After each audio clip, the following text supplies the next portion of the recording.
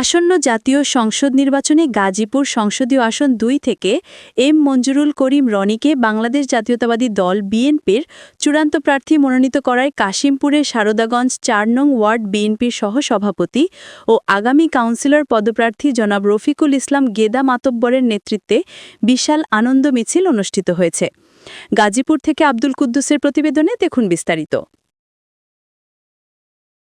রাজপথের লড়াকু সৈনিক তারিক রহমানের আস্থাভাজন জননেতা মঞ্জুরুল করিম রনিকে গাজীপুর সংসদীয় আসন ২ হতে প্রার্থী হিসাবে চূড়ান্ত মনোনীত করা হয়েছে।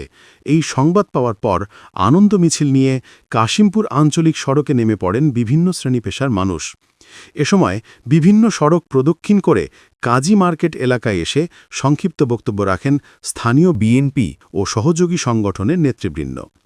এ সময় বক্তব্য রাখেন ৪ নং ওয়ার্ড বিএনপি সহসভাপতি রফিকুল ইসলাম গেদা মাতব্বর, আজিজুল ইসলাম মোল্লা, ১ নং সদস্য স্বেচ্ছাসেবক দল কাশিমপুর থানা, আল মামুন, যুগ্ম আহ্বায়ক কাশিমপুর থানা যুবদল।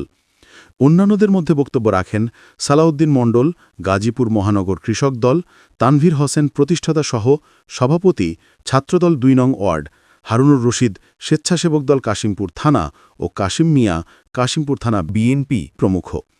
এ সময় বক্তারা আগামী ত্রয়োদশ জাতীয় সংসদ নির্বাচনে গাজীপুর সংসদীয় আসন ২ থেকে এম মঞ্জুরুল করিম রনিকে ধানের শীষ মার্কায় ভোট দিয়ে জয়যুক্ত করার উদাত্ত আহ্বান জানান। গাজীপুর ২ আসনে এম মঞ্জুরুল করিম রনি ভাইকে নমিনেশন দেওয়া হয়। আমরা কাশিমপুর থানা ছাত্র দলের পক্ষ থেকে তাকে ইনশাআল্লাহ বিপুল ভোটে জয়যুক্ত করাবো ইনশাআল্লাহ।